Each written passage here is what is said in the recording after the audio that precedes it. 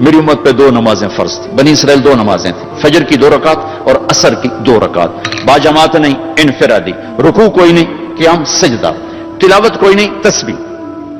قرآن میں آتا ہے ورکعی مع الراکعین, حضرت مریم کو وہ ورکعی سے مراد رکوع نہیں, جھکنا مراد ہے کہ جھکو اللہ پاک کے سامنے. رکوع ہمیں ملا, نماز میں تلاوت ہمیں ملی, اللہ اکبر ہمیں ملا. کسی امت کو اللہ اکبر نہیں ملا, کسی امت کو رکوع نہیں ملا, کسی امت کو تلاوت نہیں ملی. وہ اپنی کتاب کے حافظ نہیں ہوتے تھے, ہم اپنی کتاب کے حافظ ہوتے ہیں. ہمارا بچے سے لے کر بوڑھا, مرد سے لے کر عورت جو یاد کرنا چاہے. میرا شاگرد میرے یہاں مدرسہ میں, اس نے 29 دن میں قرآن یاد کیا. صبح سے پارا یاد کرتا تھا اور رات کو تراویح میں سناتا تھا. وہ چھٹیاں ہو گئی, لڑکے چلے گئے, وہ امریکہ سے تھا تو وہ اس کا تو واپس جانے کا تھا نہیں, اور رمضان آ گیا, حافظ کا انتظام نہیں ہو سکا, تو انہوں نے کہا جی میں سناؤں گا. وہ فجر سے مغرب تک ایک پارا یاد کرتا اور عشاء میں تراویح میں سنا دیتا تھا. 29 دن میں اس نے پورا قرآن سنا دیا. تو اللہ نے ہمارے لیے قرآن ایسا آسان, ابھی وہ امریکہ میں ماشاءاللہ مدرسہ چلا رہا ہوں. پہلی امت اپنی کتاب کی حافظ نہیں ہوتی تھی, یہ امت قرآن کی حافظ. حضرت عثمان رضی اللہ تعالیٰ عنہ حرم شریف میں داخل ہوئے اور اللہ اکبر کر کے نماز کی نیت باندھی اور سورہ بقرہ شروع کی. عبد الرحمن تیمی پاس بیٹھے تھے, وہ کہنے لگے بھلا دیکھو رکوع کہاں کرتے ہیں. تو بقرہ سے جو چلے الف لام میم ذالک الکتاب, تو والناس پہ جا کے رکوع کیا. ایک رکعت میں سارا قرآن پڑھتے. یہ میرے رب نے ہمیں نماز کا حسن دیا ہے, نماز کی خوبصورتی دی ہے. ابو ریحانہ ایک سفر سے واپس آئے تو ان کی بیگم ان کے انتظار میں, اس زمانے میں نہ کوئی موبائل نہ ٹیلی فون, تو انتظار ہوتا تھا. جب رات کو بیٹھنے لگے تو کہنے لگے 2 نفل پڑھ لوں پھر بیٹھیں گے. انہوں نے کہا پڑھ لو. اللہ اکبر. جو شروع ہوئے چلتے چلتے چلتے چلتے فجر کی اذان پہ جا کے 2 نفل ختم ہوئے. تو کہنے لگے ابو ریحانہ اما لنا منک نصیب, میرا کوئی حق نہیں تھا. کہنے لگے مجھے معاف کرنا, میں بالکل بھول گیا, مجھے یاد ہی نہیں رہا. کہنے لگے اللہ کے بندے ایک کمرے میں بیٹھے ہوئے اور تم سفر سے واپس آئے ہو. انہوں نے کہا میں بھول گیا, سانو تو نمازاں تنگ کیتے رکھ دی, وچ نماز دے یاد آ رہی, اور ایک کمرے میں تمہیں یاد کیسے نہیں آئی. کہنے لگے جب میں نے قرآن شروع کیا تو جنت میرے سامنے ایسی آئی کہ مجھے بھول ہی گیا کہ میں کہاں کھڑا ہوا. ہماری یہ نماز چاہے نہ بنے, چاہے یکسوئی والی نہ بنے, لیکن ہمیں سجدے کا حکم ہے. اگرچہ بت ہیں جماعت کی آستینوں میں, مجھے ہے حکم اذان لا الہ الا اللہ. وہ بت میری اپنی آستین میں بھی ہوں گے تو بھی مجھے سجدہ کرنا ہے. میرا دل ٹکے نہ ٹکے, مجھے ماتھے کو زمین پہ ٹیکنا ہے اور مجھے اپنے اللہ کے سامنے جھکنا ہے. تو موسیٰ علیہ السلام نے کہا 2 نمازیں نہیں پڑھ سکے, 5 کیسے پڑھیں گے؟ کہ بس جس کا نصیب ہے وہ پڑھے گا, میں واپس نہیں جاؤں گا, میں لے کے جاؤں گا. جب آپ چلے نیچے تو پیچھے سے اللہ کی آواز ہے, میرے محبوب ہماری تو پھر 50 ہی ہیں, آپ کی امت 5 پڑھے گی, 50 لکھوں گا. آپ کی امت 5 پڑھے گی, 50 لکھوں گا. تو ہمیں اللہ نے کتنے ہمارے لیے رحم و کرم کا دروازہ کھولا کہ ایک ہمیں نماز جیسی دولت دی, پھر اس کو باجماعت مسجد کے ساتھ جوڑا, مسجد کی دوڑ لگانے کو کہا. ایک نماز سے دوسری نماز کے درمیان گناہوں کی معافی کا اعلان کیا, ایک جمعے سے دوسرے جمعے کے درمیان گناہوں کی معافی کا اعلان کیا. فجر سے ظہر تک کے درمیان جو کچھ ہوا ظہر پڑھی اللہ نے معاف فرما دیا, عصر کے تک جو کچھ ہوا عصر پڑھی اللہ نے معاف فرما دیا, مغرب پڑھی معاف, عشاء با جماعت پڑھ کے سو جاؤ, فجر مسجد میں جا کے پڑھو, ساری رات تہجد لکھی جائے گی. ایک آدمی تہجد نہیں پڑھ سکتا, کمزور ہے, عشاء با جماعت پڑھ لے, فجر با جماعت پڑھ لے تو ساری رات تہجد میں لکھی جائے گی, ساری رات اس کی عبادت میں لکھی جائے گی. اللہ نے ہمیں عبادات میں نماز اعلیٰ درجے کی چیز دی ہے. نماز کے بعد روزہ ہے جو ایمان کو ذرا جھٹکا دیتا ہے. عبداللہ بن زبیر رضی اللہ تعالیٰ عنہ, ایک واقعہ سنا رہا ہوں, ان پر قیاس نہیں ہو سکتا. وہ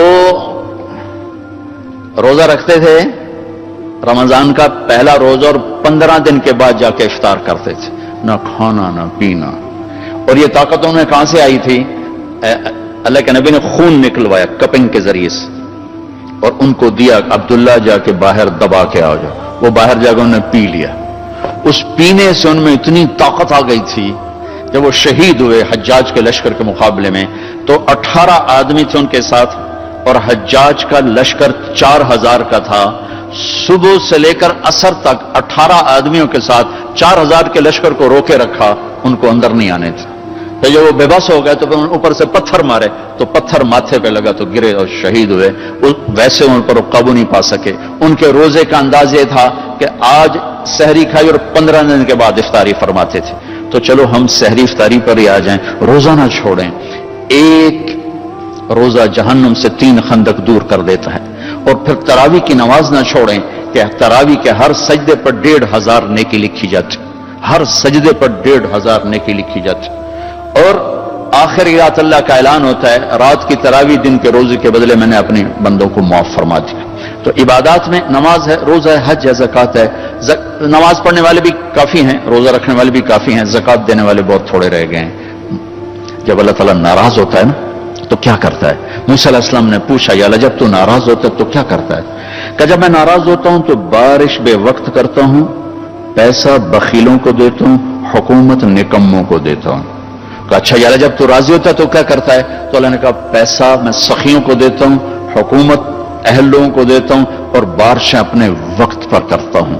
اللہ تعالیٰ کو بخیل سے نفرت ہے. آپ کو تو جیب خرچ ملتا ہے لیکن اس میں بھی عادت ڈالو اوروں پہ خرچ کرنے کی، اوروں پر لگانا سیکھو، اللہ آپ کو واپس کرے گا.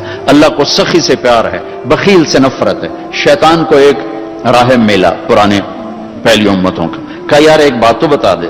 کہا تیرے یار کون ہیں؟ کہنے لگا 3. غور سے سننا بھائی. کہا میرے یار 3 ہیں، ایک جو بڑا غصے والا ہو، ایک جو شراب پیتا ہو، نشہ کوئی بھی نشہ، اور ایک جو بخیل ہو.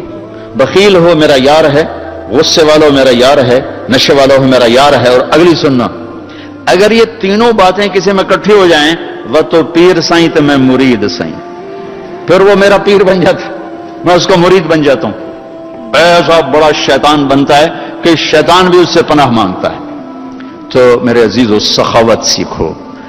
سخاوت عام فطرت بخل ہے، بخل ہے. کوئی پیدائشی سخی ہوتا ہے. ایک دفعہ حاتم تائی سے کسی نے پوچھا اپنے سے بڑا سخی دیکھا ہے؟ کہنے لگا ہاں ہر بدو مجھ سے بڑا سخی. ایک سفر میں تھا تو ایک نوجوان بچہ اس کے ہاں میری رات گزری، تو اس نے بکرے کا گوشت سامنے رکھا تو عرب یہ سری کو پورا کھاتے ہیں بھون کر، تو اس میں نے مغز نکال کے کھایا تو میرے منہ سے نکلا مغز بڑا مزیدار ہے. تو ہم تو کھانے میں لگے تھے، انہیں تھوڑی دیر میں 5 اور سریاں پکا کے ہمارے سامنے رکھ دی. وہ بھونتے ہیں جلدی جلدی. جب صبح ہوئی تو میں نے دیکھا 5 بکریاں ذبح ہوئی پڑی تھی، صرف ان کے سر اترے ہوئے تھے، چھٹی وہ کھا چکے تھے. تو میں نے اس سے کہا کہ یہ کیا کیا ہے؟ کہا جی آپ نے رات کہا تھا کہ مغز بڑا اچھا پکا ہوا ہے، تو میں مہمان کو خوش کرنا تو ہماری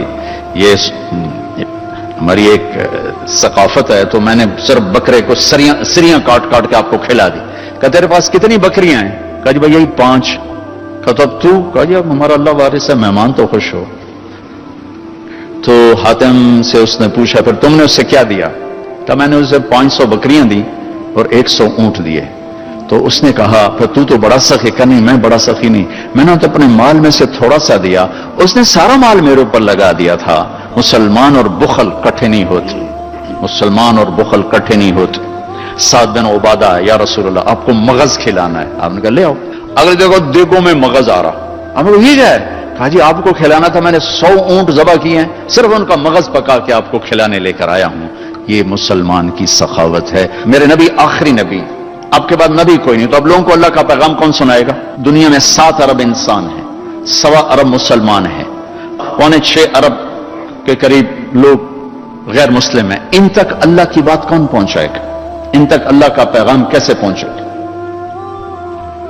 اور لوگ پیاسے ہیں، طلبگار ہیں. میں وہاں تھا انگلینڈ، ایک سکھ نوجوان آیا، وہ کہنے لگا جی میں نے شراب پی ہوئی تھی، فلم دیکھ رہا تھا نیٹ پر، تو جب فلم ختم ہوئی تو تمہاری فوٹو آ گئی، تو مجھے خیال ہے یہ کوئی دہشت گرد ہے، مجھے اس کی تقریر سننی چاہیے. تو میں نے بٹن دبا دیا. تو اگر تمہاری تقریر شروع ہوئی تو میں سن کے میں رونے لگا. میں نے ایک اور سنی، ایک اور سنی، ایک اور سنی، 4 بیان اکٹھے سنے، 8 گھنٹے سنتا رہا. تو میرے دل میں ایسی بات ٹھکی، میں نے کہا میں نے کلمہ پڑھنا ہے اور اسی آدمی کے ہاتھ پڑھنا ہے. پھر اللہ نے میرے ہاتھ اس کو اسلام کی دولت نصیب ہوئی. اس نے اپنا نام عمر رکھا، ابھی وہیں ہوتا ہے. تو دنیا ایسی پیاسی ہے، صرف پیغام سنانے والے سو گئے، پیغام سنانے والے فرقہ واریت میں بٹ گئے، نفرتوں کا شکار ہو گئے. اسلام کے نام پر قتل و غارت، اسلام کے نام پر نفرت، اسلام کے نام پر کفر کے فتوے. اتنا تو یہاں نمک سستا نہیں جتنا کفر کا فتویٰ سستا ہے. جتھے مرضی ٹھوک دو، جتھے مرضی پھانا ٹھوک دو. بھائی اس امت کو تو ہم نے تو غیروں کو اپنا بنانا ہے، غیروں کو اسلام میں لانا ہے، ایک دوسرے کے لیے برداشت کے दरवाजे खोलने हैं। सारा मुआशरा सब्र से बनता है। मुआशरे में जो हुस्न पैदा होता है वो अखलाक से पैदा होता है। नमाज रोजा हमें ढांचा बनाते हैं, ईमान हमारी बेस बनाता है। नमाज रोजा हज ज़कात ढांचा बनाते हैं, और अच्छे अखलाक और सब्र वो उसको खूबसूरत डेकोरेट करते हैं। जिस मुआशरे में सब्र ना हो, अखलाक ना हो, वो मुआशरा दरम बरम हो जाता है, टूट फूट जाता है, और वो अनारकी का शिकार हो जाता है। अपने नबी वाले अखलाक के साथ अपने आप को इसी उम्र में मुज़य्यन करो। ये उम्र है आपके अखलाक सीखने की। अपनी जबान पे काबू रखो, बर्दाश्त करना सीखो, सहना सीखो, माफ करना सीखो, झुक जाना सीखो।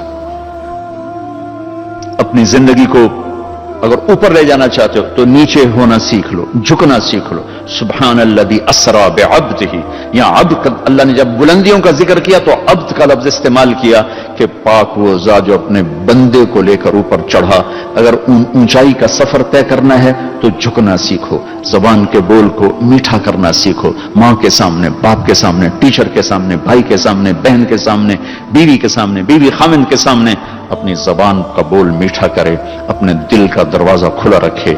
माफ करने की ताकत इतनी पैदा करो। मेरे नबी सोए हुए हैं, एक काफिर ने आके तलवार आपकी उतारी और यहां मारी, आप उठ के बैठ गए, तलवार उसने यूं सीधी की, कौन बचाएगा? पूरे कत्ल कह रहा था।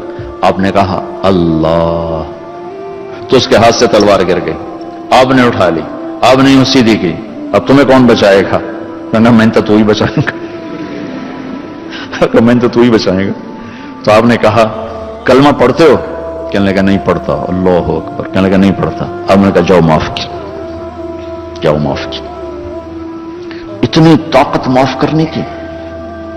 18 बरस जिन्होंने कत्ल के मंसूबे बनाए मक्के वाले, उसमें अबू सुफियान सुर फहरिस्त, और आप मक्के में दाखिल होकर ऐलान कर रहे हैं जो अबू सुफियान के घर में पनाह लेगा उसे कुछ नहीं कहा जाएगा।